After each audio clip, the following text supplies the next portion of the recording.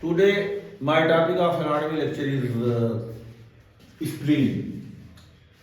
Spleen का Greek name spleen है।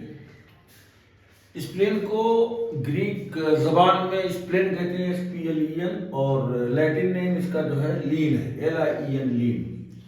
तो स्प्लीन क्या है? This is an organ of lymphatic system या इम्यून सिस्टम। लिम्फेटिक सिस्टम या इम्यून सिस्टम या MPS, mononuclear phagocytic system. MPS lymphatic system, immune system, MPS mononuclear phagocytic system या reticulo endothelial system. तो ये चारों जो लिम्फेटिक सिस्टम है, immune system है, MPS मोनोन्यूक्लियर फेगोसाइटिक सिस्टम और रेटिकुलर एंडोथेलियल सिस्टम, ये इन्हीं सिस्टम का एक ऑर्गन है। और इस सिस्टम का जो काम है ये डिफेंस सिस्टम है। तो ये this is an organ of defence system. ये बॉडी के लिए जो है, ये बॉडी का प्रोटेक्शन करता है, प्रतिरक्षा करता है, हिफाजत करता है जो है। तो इसका जो काम है लिम्फोपोइसिस करता है। लिम्फोपोइसिस का मतलब होता है formation of the lymphocyte. Spleen का जो है एक फंक्शन ये है कि लिम्फोसाइट का मतलब फॉर्मेशन करता है जो है, और वही लिम्फोसाइट जो है मतलब बीटा सेल में चेंज हो जाता है, और वो क्या नाम है, वो प्लाज्मा सेल, और प्लाज्मा सेल जो है एंटीबॉडी फॉर्मेशन करता है, और एंटीबॉडी जो है ये इन्फेक्शन को रोकता है जो है। तो इस तरह से बॉडी का जो है मतलब प्रोडक्शन करता है जो है। तो ये डिफेंसिव सेल है, मतलब लिम्फोसाइट इज डिफेंसिव सेल जो मतलब डिफेंस करता है। कोई बाहर से इन्फेक्शियस एजेंट जब आते हैं तो उनको किल कर देता है जो है। और ये ब्लड का फिल्टर ही है। ब्लड में जो वेस्ट मटेरियल्स होते हैं जो है, या ओल्ड RBC वगैरह जो है, तो उनको जो है मतलब रिमूव कर देता है, खून से उसको फ्रेश कर देता है, बिल्कुल ताज़ा कर देता है जो है। तो ये ब्लड फिल्टर का भी काम करता है। और ये जो है मतलब जो ओल्ड RBC होते हैं, जो मतलब RBC की जो लाइफ स्पैन होती है, जो जिंदगी होती है, जो जीवन होता है RBC का 120 डेज होता है, 4 मंथ, 4 महीने तक होता है। और RBC जब 4 महीने की लाइफ गुजर जाती है तो इसी स्प्लीन के अंदर जा करके जो है, और वहीं पर जो है उसका शमशान घाट है स्प्लीन, वहीं पर जो है उसकी डेथ हो जाती है। और उसके बाद में जो है वहीं पर जो है, इसलिए स्प्लीन को ग्रेव यार्ड कहते हैं। ये शमशान घाट का स्थान है ओल्ड RBC के लिए जो है। तो इस तरह से मतलब फेगोसाइटोसिस भी करता है ये, मतलब बैक्टीरिया को या कोई भी सेल होता है तो मतलब हार्मफुल सेल, उसको ईट खा जाता है जो है। तो इस तरह से कुल मिलाकर के ये मतलब एक मतलब डिफेंस सिस्टम का एक ऑर्गन है जो है। तो स्प्लीन का जो है मतलब ग्रीक नेम स्प्लेन है, और लैटिन नेम जो है लेटिस। इसका मतलब अब्डोमिनल लीजन 9 होते हैं जो है। तो ये अब्डोमिनल लीजन 9 जो राइट हाइपोकॉन्ड्रियम है, एपिगैस्ट्रियम है, लेफ्ट हाइपोकॉन्ड्रियम है, तो इसका ज़्यादातर हिस्सा स्प्लीन का जो है ज़्यादातर हिस्सा mainly present in the left hypochondrium. तो ये राइट हाइपोकॉन्ड्रियम है, ये एपिगैस्ट्रियम है, लेफ्ट हाइपोकॉन्ड्रियम। तो major part of the spleen is present in the left hypochondrium. तो लेफ्ट हाइपोकॉन्ड्रियम जो है ज़्यादातर हिस्सा जो है प्रेजेंट होता है, और पार्टली थोड़ा सा जो है partly present in the epigastrium. तो spleen is present in the left hypochondrium mainly and in the epigastrium partly.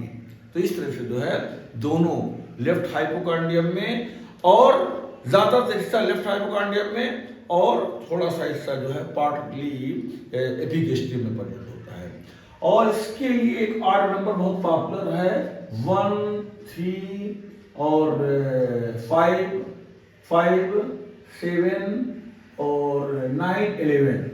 ये ऑड नंबर है। ऑड नंबर उसे कहते हैं विषम संख्या जो 2 से डिवाइड ना हो। तो ऑड नंबर जो 1 है, व्हाट डज मीन 1? तो 1 मतलब होता है 1 इंच। 1 इंच 1 का यहाँ पर जो है 1 जो सिंबल है, तो स्प्लीन के लिए 1 का मतलब जो है 1 इंच, यानी स्प्लीन की जो मतलब मोटाई होती है, थिकनेस 1 इंच जो है, ये 1 inch equal to 2.5 centimetre. 2.5 centimetre. तो ये थिकनेस होती है, स्प्लीन की जो है थिकनेस होती है। और ये एंटेरो पोस्टीरियर डायमीटर, स्प्लीन का जो है आगे से पीछे जो है जो मेजरमेंट किया जाता है स्प्लीन का जो है, तो ये आगे से पीछे antero posterior diameter is the thickness of the spleen. तो कितना होता है, इसकी मोटाई जो है 1 इंच होती है, इसका मतलब 2.5 centimetre, this the thickness of the spleen. अब यहाँ 3 है, 3 का मतलब होता है 3 इंच। तो व्हाट इज 3 इंच? तो ये 3 इंच इज द विड्थ है, 3 इंच मतलब 7.5 सेंटीमीटर, यानी कि ये विड्थ है, चौड़ाई, स्प्लीन की चौड़ाई जो है ये मतलब 3 इंच होती है। 1 inch is equal to 2.5 centimetre, 3 inch is equal to 7.5 centimetre. तो स्प्लीन की जो चौड़ाई होती है जो है वो 7.5 सेंटीमीटर होती है, मीन्स 3 इंच होती है। और ये स्प्लीन का ट्रांसवर्स डायमीटर है, यानी कि जो है साइड टू साइड अगर मेजरमेंट किया जाए, अगर ये स्प्लीन है तो साइड टू साइड अगर मेजरमेंट किया जाए तो this the width of the spleen. तो ये 3 इंच जो है मतलब मेजर करने के बाद आएगा जो है। और ये जो थर्ड जो है डिजिट है 5, तो 5 इंच का मतलब होता है, ये 5 इंच है, 5 इंच का मतलब है कि 12.5 सेंटीमीटर, 12.5 सेंटीमीटर। और ये this the length of the spleen, तो स्प्लीन का जो है ये लेंथ है, ये पूरा जो वर्टिकल डायमीटर है जो है स्प्लीन का ऊपर से नीचे तक, तो this the 5 inch which is the length of the spleen. तो ये 5 inch is equal to 12.5 centimetre. तो this the length of the spleen, या इसी को vertical diameter of the spleen. तो vertical diameter of the spleen यानी length of spleen is 5 inch, यानी कि 12.5 है। अब यहाँ 7 है, फोर्थ डिजिट जो है, जो चौथा डिजिट है वो 7 है। तो 7 जो है, 7 मीन्स 7 आउंस, 7 आउंस। तो 1 आउंस इज इक्वल टू 30 ग्राम। तो ये वेट ऑफ स्प्लीन है, जो 7 है जो है ये वेट, जो वजन स्प्लीन का होता है, जो भार होता है जो है ये 7 आउंस है। 1 आउंस में 30 ग्राम होता है, 30 ग्राम होता है, और 7 आउंस में जो है 210 ग्राम, 210 ग्राम। तो स्प्लीन का जो वेट होता है वो 210 ग्राम होता है। 210 ग्राम जो है ये स्प्लीन का वेट होता है, यानी 7 आउंस इक्वल टू 210 ग्राम। और ये this the weight of the spleen. अब देखिए ये 9, 11 है, 9, 11 का मतलब होता है, देखिए 9th, 10th और 11th। ये 9th जो बाएं तरफ का 9th, 10th और 11th, 9वां रिब, 10वां रिब और 11वां रिब, ये left 9th rib, 10th rib और लेफ्ट 11th रिब। तो इसी के नीचे जो है स्प्लीन प्रेजेंट होता है। Spleen is present below the left 9th rib, 10th rib and ये 11th rib। तो इसी के बिहाइंड, इसी के पीछे, यानी कि behind the left 9th rib, 10th rib and 11th rib के पीछे स्प्लीन जो है प्रेजेंट होता है। तो ये 9 to 11 यानी बीच में 10 छिपा हुआ है। तो 9 to 11 मतलब कि left 9th rib, left 10th rib and left 11th rib। और स्प्लीन का जो शेप होता है वो वेज शेप होता है, वेज, WEGE। वेज का मतलब कील होता है, वेज का मतलब कील होता है जो है।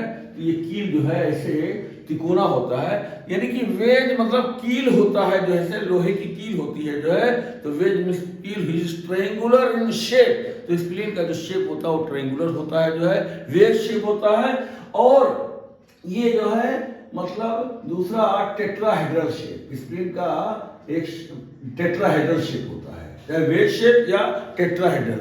टेट्राहेड्रल का मतलब होता है the pyramid which has a triangular base, मतलब ऐसा पिरामिड जिसका ऐसे ट्रायंगुलर जो है बेस हो। ये पिरामिड है और ये ट्रायंगुलर बेस है, इसी पर जो है ये पिरामिड है। तो पिरामिड ट्रायंगुलर होता है, तो इसका मतलब this is tetrahedral in shape. तो टेट्राहेड्रल मतलब ऐसा पिरामिड जो एक ट्रायंगुलर, एक तिकोना जो है बेस पर जो खड़ा हो, तो that is known as tetrahedral.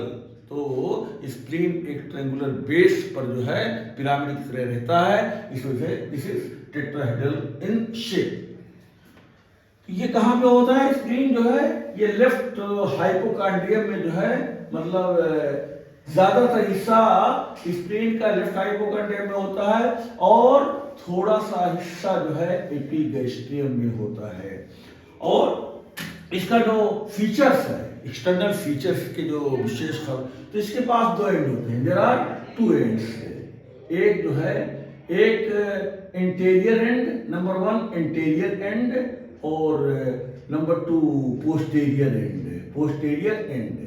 तो ये स्प्लीन का ये इंटीरियर एंड है, this is interior end, interior end, this is posterior end. There is two end. तो जो एंटीरियर एंड होता है ये ब्रॉड होता है, वाइड होता है, एक्सपेंडेड होता है। Anterior end is broad, wide and expanded, चौड़ा होता है जो है, और बिल्कुल ब्रॉड, वाइड एंड एक्सपेंडेड और फैला हुआ होता है। और इस इंटीरियर एंड को इंटीरियर एंड इसलिए कहते हैं क्योंकि स्प्लीन का जो मतलब इंटीरियर एंड होता है ये ऑब्लिक पोजीशन इसका होता है, यानी कि ये स्प्लीन का इंटीरियर एब्डोमिनल वॉल के पास में होता है और पोस्टीरियर एब्डोमिनल वॉल से दूर होता है। तो this end is nearer to the anterior abdominal wall, anterior abdominal wall के पास में ये है, इसलिए इसको इंटीरियर एंड कहते हैं। और इसको ये स्प्लीन इज डायरेक्टेड, इसका लॉन्ग एक्सिस होता है, ये directed downward, forward and laterally. तो ये डायरेक्शन जो लॉन्ग एक्सिस स्प्लीन का होता है ये नीचे की तरफ है और फॉरवर्ड, फॉरवर्ड मतलब इंटीरियर एब्डोमिनल वॉल की तरफ है, इसलिए इंटीरियर एंड लेटरली। तो इंटीरियर एंड को लेटर एंड भी कहते हैं। Anterior end is also known as, ये इंटीरियर एंड है, ये इंटीरियर एब्डोमिनल वॉल के पास होने की वजह से इसको इंटीरियर एंड कहते हैं। और ये यहां पर मिड एक्सियल लाइन की तरफ पहुंचा हुआ है, यानी लेटरल डायरेक्शन में है, इसलिए इसको लेटरल एंड भी कहते हैं। तो interior end is also known as lateral end, because anterior end इसलिए कहते हैं क्योंकि ये इंटीरियर एब्डोमिनल वॉल के करीब है, और लेटरल एंड इसलिए कहते हैं क्योंकि इसका डायरेक्शन जो है लेटरली है, मीडियल प्लेन से दूर है। So this end is farther from the median plane, so this is also known as lateral end. और ये दूसरा एंड है, ये पोस्टीरियर एंड है। Posterior end is narrow and rounded, ये नैरो होता है, संकरा होता है और गोल होता है। तो दिस एंड जो ये पोस्टीरियर एंड है, ये पोस्टीरियर एब्डोमिनल वॉल के करीब होता है, पोस्टीरियर एब्डोमिनल वॉल के करीब है ये एंड, इस वजह से इसको पोस्टीरियर एंड कहते हैं। और ये इंटीरियर एब्डोमिनल वॉल के करीब है, इसलिए इसको इंटीरियर एंड कहते हैं। और posterior end is nearer to the median plane, ये पोस्टीरियर जो होता है ये मीडियन प्लेन के पास में होता है, इसलिए posterior end is also known as medial end. इस तरह से there are two ends in the spleen. There are three borders in the spleen. एक सुपीरियर बॉर्डर होता है, ये क्या है, ये सुपीरियर बॉर्डर, और ये इंटरमीडिएट बॉर्डर, और ये इंफीरियर बॉर्डर। तो इस तरह से देयर आर थ्री बॉर्डर्स, एक सुपीरियर बॉर्डर, ये सुपीरियर बॉर्डर हो गया, और ये इंटरमीडिएट बॉर्डर हो गया, और ये इंफीरियर बॉर्डर होता है। तो इसकी सुपीरियर बॉर्डर क्या है, this is sharp and well defined, sharp and well defined, ये तलवार के धार की तरह तेज होता है और अच्छी तरह से परिभाषित होता है, लगता है कि बॉर्डर है, लेकिन इसकी खासियत ये होती है कि यहां पर there is a depression, superior border पर एक डिप्रेशन होता है इंटीरियर एंड के पास में। तो there is a depression on the superior border near the interior end of the spleen. तो interior end of the spleen के पास में सुपीरियर बॉर्डर पर एक डिप्रेशन होता है जिसको स्प्लेनिक नॉच कहते हैं, स्प्लेनिक नॉच। तो सुपीरियर बॉर्डर की खासियत होती है कि यहां पर सुपीरियर बॉर्डर ऑफ स्प्लीन के पास एक डिप्रेशन होता है जिसको स्प्लेनिक नॉच कहते हैं।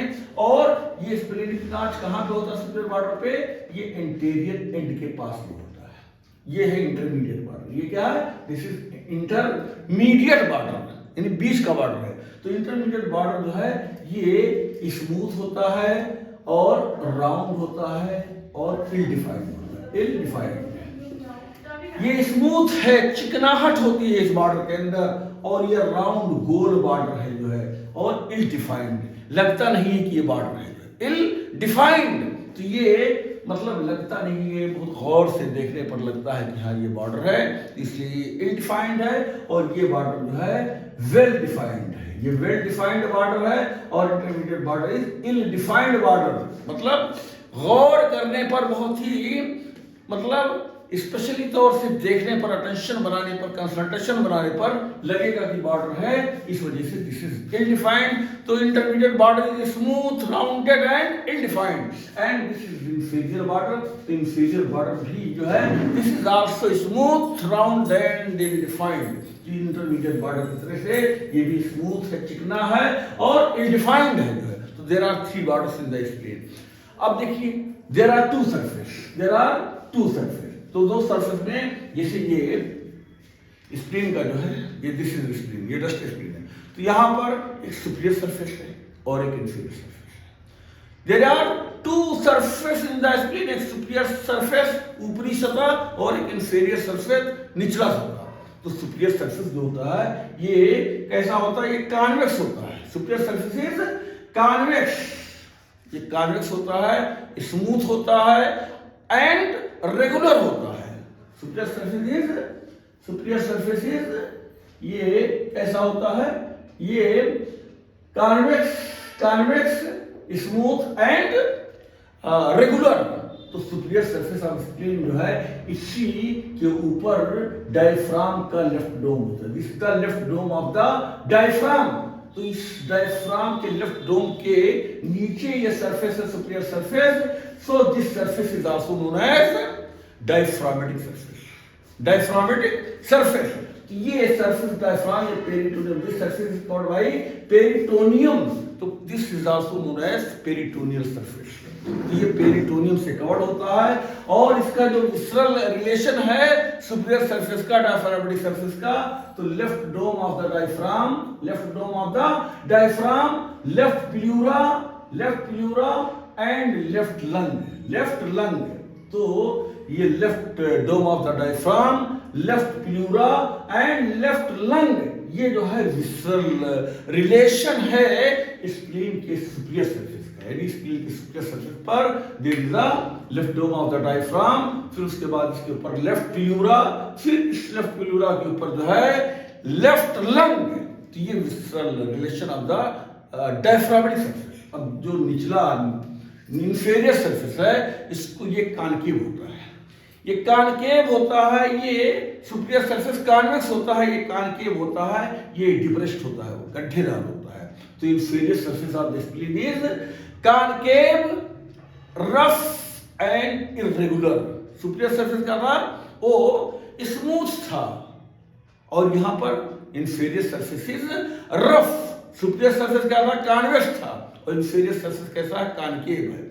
सुपीरियर सरफेस क्या था, रेगुलर सरफेस था, और ये जो है इर्रेगुलर सरफेस है। तो इंफीरियर सरफेस जो है, तो इंफीरियर सरफेस को विसरल सरफेस कहते हैं, क्योंकि देयर आर 4 विसरास। इस सरफेस से 4 विसरास, 4 इंटरनल ऑर्गन्स का रिलेशंस है।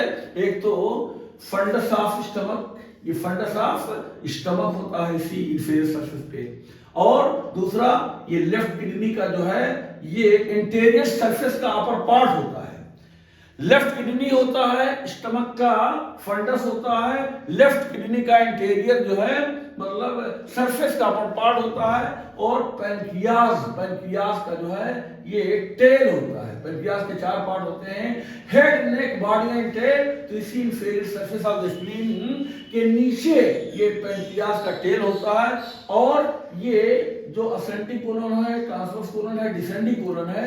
तो ट्रांसवर्स कोलन, डिसेंडिंग कोलन के बीच में ये जो मोड़ है इसको लेफ्ट कोलिक फ्लेक्सर कहते हैं। तो लेफ्ट कोलिक फ्लेक्सर जो है इसी स्प्लीन के इंफीरियर सरफेस पर होता है।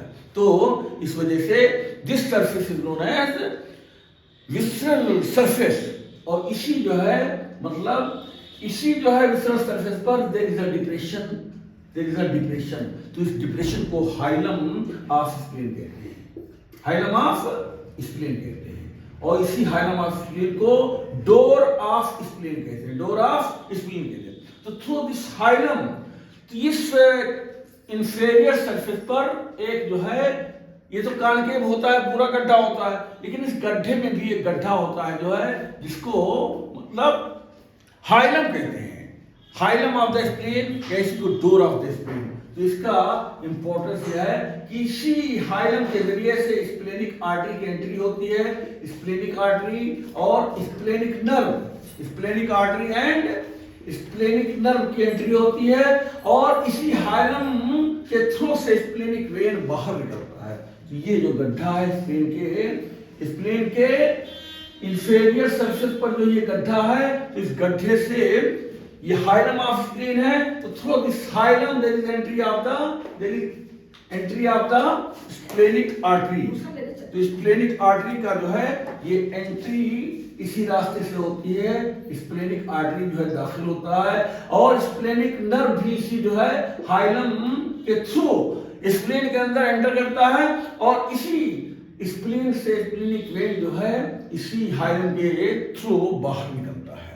तो hilum is nothing but a depression. Hilum क्या है? एक गड्ढा है जो स्प्लीन के इंफीरियर सरफेस पर रहता है। तो इस गड्ढे को डोर ऑफ स्प्लीन कहते हैं, और यहाँ पर जो है पेरिटोनियम एब्सेंट है। Peritoneum is absent in this hilum, so this is known as bare area of the spleen, bare area या naked area of the spleen. तो यहाँ पर जो है पेरिटोनियम नहीं होता है, और हर जगह जो है इंफीरियर पर पेरिटोनियम जो है कवर करता है। और इसी पर जो है चार जो है मतलब डिप्रेशन होते हैं, शैलो डिप्रेशन होते हैं। ये तो डीप डिप्रेशन है, और इसी जो है इंफीरियर सरफेस पर देयर आर 4 डिप्रेशन। एक को जो है मतलब कोलिक इंप्रेशन कहते हैं, कोलिक इंप्रेशन, और एक को गैस्ट्रिक इंप्रेशन कहते हैं, और एक को रीनल इंप्रेशन कहते हैं, और एक को जो है पैनक्रियाटिक इंप्रेशन कहते हैं। तो देयर आर 4 इंप्रेशन। एक को गैस्ट्रिक इंप्रेशन जो सबसे लार्जेस्ट इंप्रेशन है, and this impression is formed due to pressure of the fundus of stomach. तो फंडस ऑफ स्टमक जो है इसी स्प्लीन को टच करता है, स्प्लीन के इंफीरियर सरफेस को टच करता है। तो ये जो है गैस्ट्रिक इंप्रेशन है, जो सुपीरियर बॉर्डर और इंटरमीडिएट बॉर्डर के बीच में प्रेजेंट होता है। तो this gastric impression which is the largest impression produced by the pressure of the fundus of stomach. तो गैस्ट्रिक इंप्रेशन जो है ये सुपीरियर बॉर्डर और इंटरमीडिएट बॉर्डर के बीच में प्रेजेंट होता है। और दूसरा जो इंप्रेशन है रीनल इंप्रेशन। तो रीनल इंप्रेशन जो है ये, रीनल मतलब किडनी, किडनी का दूसरा नाम रीन है, और रीन से रीनल बना है। तो लेफ्ट किडनी का जो इंटीरियर सरफेस होता है, उसका जो अपर पार्ट होता है, interior surface of left kidney का जो अपर पार्ट है, ये यहीं पर टच करता है, स्प्लीन के इंफीरियर सरफेस को टच करता है। तो ये एक शैलो डिप्रेशन बन जाता है, एक निशान बन जाता है, जिसको रीनल इंप्रेशन कहते हैं। और यहाँ पर जो है ये कोलिक इंप्रेशन है, जो लेफ्ट कोलिक फ्रैक्चर होता है, डिसेंडिंग कोलन और ट्रांसवर्स कोलन के बीच में जो मोड़ होता है, तो ये भी जो है टच करता है स्प्लीन के इंफीरियर सरफेस को। तो यहाँ पर कोलिक इंप्रेशन बनता है। तो ये कोलिक इंप्रेशन, रीनल इंप्रेशन, ये दोनों जो है ये इंटरमीडिएट बॉर्डर और इंफीरियर बॉर्डर के बीच में प्रेजेंट होता है। तो colic impression and renal impression both are present in the intermediate border and inferior border. और तीसरा यहाँ पर जो है ये पैनक्रियाटिक इंप्रेशन होता है। तो pancreatic impression is present between the hilum of the spleen and colic impression. तो ये पैनक्रियास का टेल है। तो tail of pancreas touch the inferior surface of the spleen between the hilum and the colic impression. तो ये pancreatic impression है जो hilum और कोलिक इंप्रेशन के बीच में प्रेजेंट होता है। तो इस तरह से देयर आर 4 इंप्रेशन। पहला है gastric impression due to pressure of the fundus of the stomach which is present in the superior border and intermediate border, and second is renal impression which is present in the intermediate border and inferior border, and this renal impression is produced due to pressure of the upper part of the anterior surface of the left kidney, and this is colic impression which is produced by the pressure of the left colic flexor, yes, splenic flexor. So these two, colic impression and renal impression, both are present within the intermediate border and inferior border. And pancreatic impression is produced by the pressure of the tail of the pancreas, which is present within the hilum of the spleen and colic impression of the spleen. In these words, I want to finish my lecture. Dr. Jilan.